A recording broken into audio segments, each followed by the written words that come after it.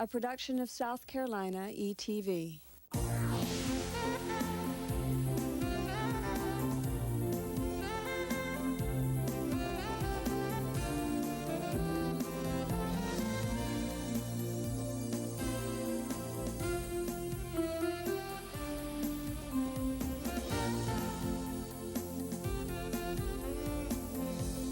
Learning Matters is made possible by grants from the Lilly Endowment of Indianapolis, Indiana, and the Pew Charitable Trusts.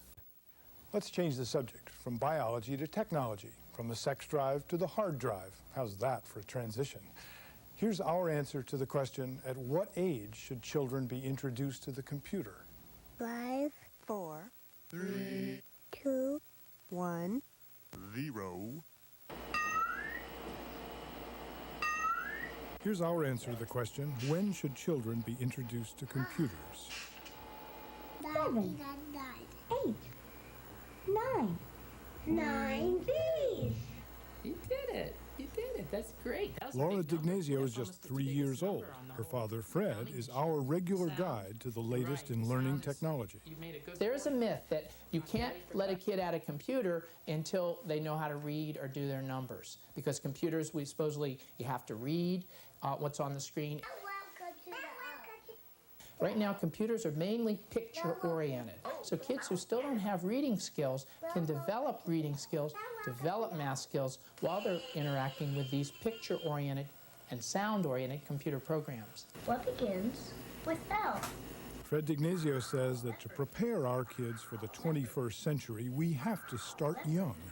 Computers are like refrigerators, or toaster ovens. They're going to be a common feature of every child's environment. We don't want our kids to turn out like us. We're cable disabled. We want our kids to, from as young as they're able, to just get familiar, get comfortable. Our daughter can move a mouse around so a tiny little arrow on the screen can pick out one tiny dot on the computer screen and click the mouse button, where we adults, we're trying to move these mice around and we get them upside down and we get totally disoriented.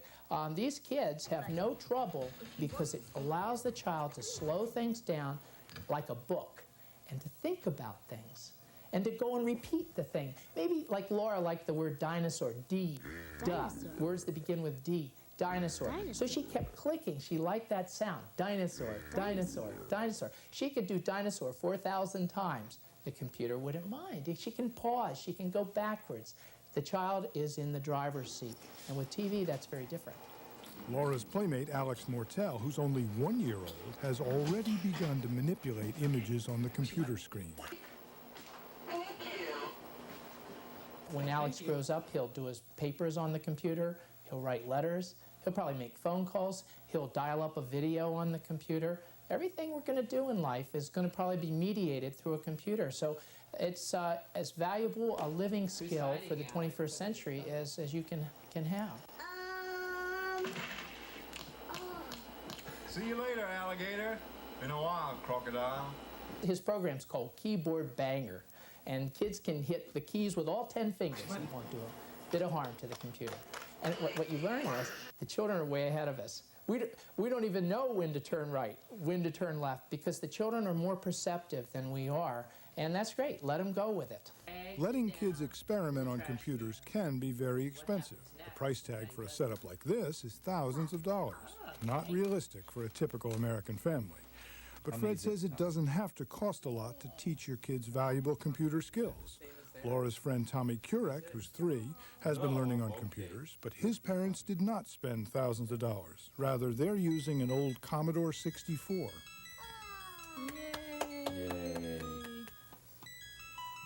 You don't have to have all the bells and whistles. You don't have to have all the gizmos that we've been looking at.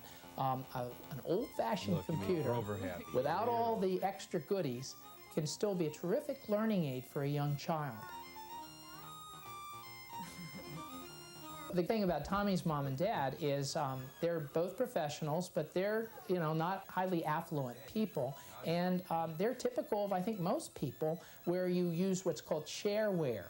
There are all kinds of computers in the want ads yard sales, flea markets. So you can get a computer for 50 bucks. And even a 10-year-old computer like the Commodore might have hundreds of programs that are appropriate for your age child. Right now, some school systems are spending a lot of money on computer technology. They may be on the wrong track. Fred D'Ignazio says there's more to learning than just using computers. Find your computers, put your headphones on, and It's a very seductive and attractive, we think, a computer for every kid. That's just the classroom of the future, where we just take the kids in and they all have their own computers. Let's think about that what you're doing then is making more and more hours of the day in that little child's life. The primary moments that they have, the most interactive moments, are with a machine. So I think you want to mix the interaction with the machine with a lot of social interaction, where people work in a group, children work on in a team format, or with mom and dad. It's more social, it's more human, it's more warm. You don't want too much machine, and I think that's a danger. 1, 2, 3. No? Fred D'Ignazio argues for a balance, 1. but he believes that mastering the computer is absolutely essential for children today. Well, the thing is, when I was a kid, things like numbers and words were represented as these sort of odd adult-type symbols that were sort of dead and inert on a piece of paper. But we were fed them like a diet, and we were told, this is your ticket to the adult world. You got to learn this odd, abstract stuff. Didn't have much meaning. Now these numbers, when kids click on them today on a computer, they can come to life.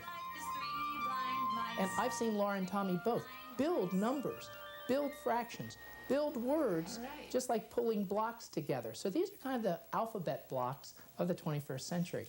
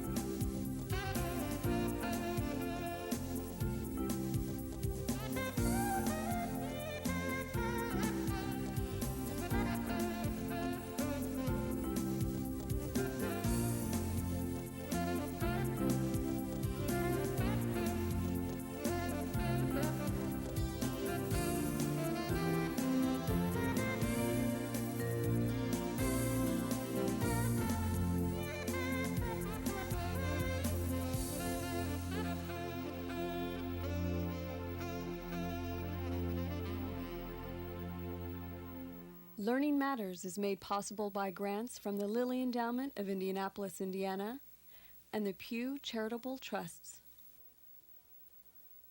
For a free guide to learning, call 1-800-277-0829.